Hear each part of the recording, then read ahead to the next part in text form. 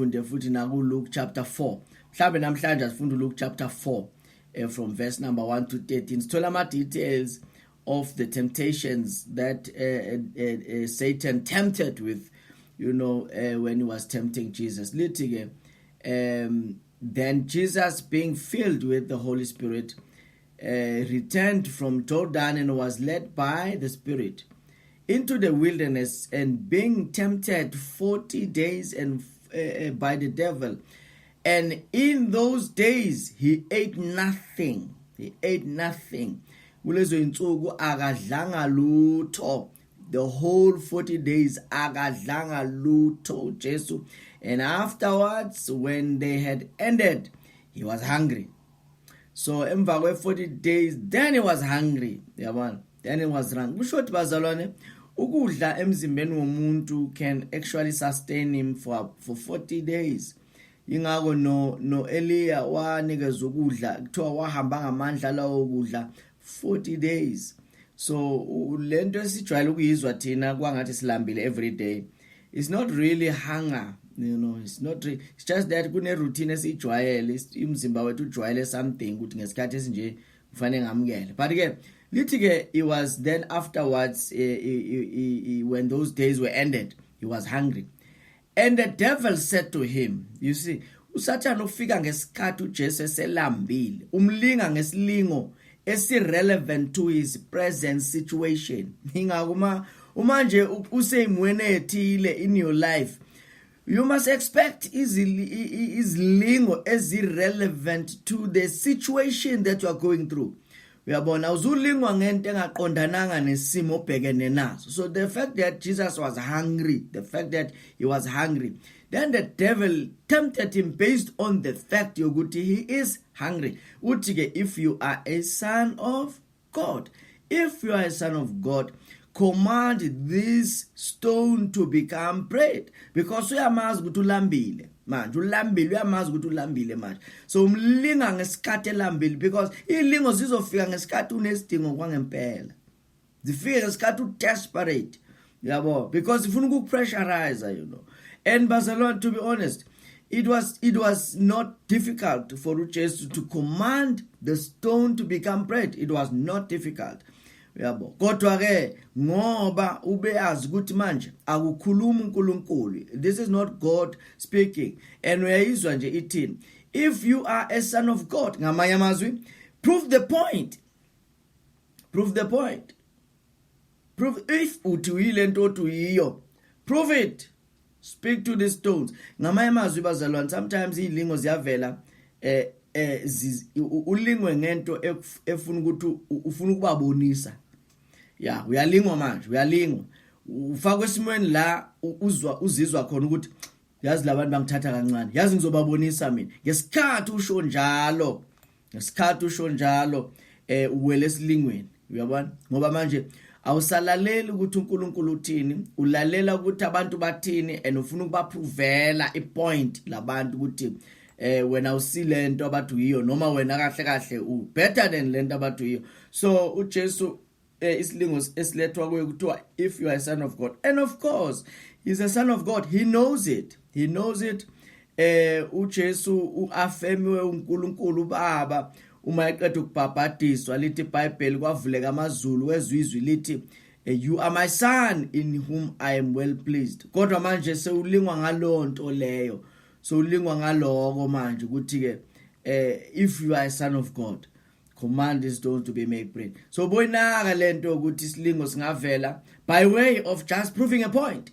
Kanti soyalingwa manje, so wele esilingweni, yabona. So ke lithi ke, but Jesus answered him saying, it is written, man shall not live by bread alone, but by every word but by every word of God. Umuntu ophila ngezwi likaNkulunkulu akayophila ngesinkwa kuphela, kodwa uzophila ngezwi likaNkulunkulu. Yabona, so ngamanye amazwi bazalwane, siphila ngezwi, yabona nje basenza kanje nje every day, siphila ngezwi lenkosi. And kuyasiza umuntu akaphili ngesinkwa kuphela, kodwa ngezwi likaNkulunkulu, ngamazwi wonke aphuma emlonyeni kaNkulunkulu. Then the devil taking him up on a high mountain, showing him all the kingdoms of the world in a moment of time. In a moment of time. Kwadlala ama-pictures engqondweni kaJesu, wabona wonke imibuso yomhlaba in a moment. And the devil said to him, all this authority I will give you, and their glory, for this has been delivered to me. It has been delivered to me. Agati is mine. Uti has been delivered to me. Because vele it was delivered to him by Adam. It was delivered to him by Adam. Adam gave the key, gave the authority to the devil when he fell. Genesis chapter 3. So manje uti all this authority I will give you, and their glory, for this has been delivered to me, and I give it to whoever I wish. Yeah, guys. Therefore, if you will worship before me, all this will be yours. Umanje ungangikhothamela ungikhonza uthi konke lokhu kuyoba kwakho. Bazalwane, kaningi ungayithatha light lento, kanti baningi abantu abatholakale sebephila impilo kwangazuthi they are blessed, kanti kahle kahle they have fell down to worship the devil. Uyabona? So kuhle ukuthi into nento onayo, nento oNkulunkulu, noma into efika esandleni sakho, efika empilweni yakho, kungabi into efika ngoba uye wakhothamela uSathane, kodwa kube into ebuya kuNkulunkulu kwangempela. Uyabona nje masingayikhuluma nje be simple. Ngesikhathi bazalwane, ngesikhathi abantu befuna imisebenzi ngapha nangapha, uthola ukuthi umuntu uyanikezwa, uyahamba afike enza interview somewhere, and bese kuthiwa lo yena uminterviewayo oku authority yokuthi amqashe, bese amnikeza ama conditions are wrong. Angekho even la kuma regulations wala emsebenzini, amnikeza ama conditions are very wrong. Abanye abantu nje banikela ngemizimba yabo ukuthi bathole imisebenzi, bathole imisebenzi. So khothamela uSathane lokho, uyabona? Khothamela uSathane lokho. So ke manje umuntu sowulingiwe ke manje. Ulingiwe ingakho baningi abantu aba even la endabeni zaba business abathola imisebenzi, they bribe. Uyabona ke ba bribe abenza. So because bakhothamela the kingdom of darkness. So ke uSathane usho njalo kuJesu ukuthi mawungawela phansi nje ungikhonze, engakunika yonke lento mina, so umbonisa the kingdoms of this world, umbonisa imibuso yomhlaba. Ngoba bazalwane, uma inhliziyo yethu izothatheka kakhulu ngezinto zomhlaba, ngezinto ezinhle zalomhlaba, kulula kuwele esilingweni, ngoba ama conditions ongawanikwa angeke abe ama conditions are fair, are straight, are holy. Uzonikezwa ama advice akususe enkosini. Uyabona ke? So baningi abantu abawele eintweni ezirong ezonweni, ngenxa nje ukuthi athola iposition, ethile, whether emsebenzini or kuphi.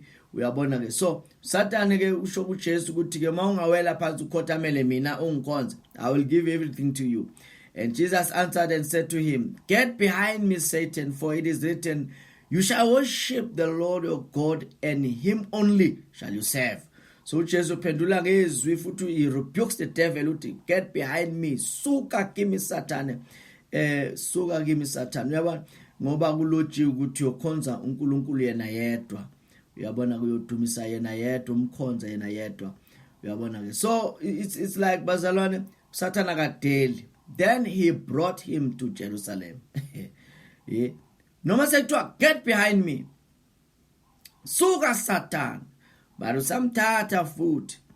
He brought him to Jerusalem and set him on a pinnacle of the temple and said to him, if you are a son of God, throw yourself down there.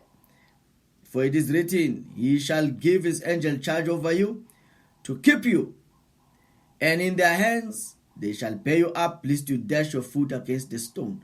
Yabo. So it's like manje, because uJesu akavumanga ukudla. Ne? Akavumanga ukudla. Manje akavumanga ukumkhothamela.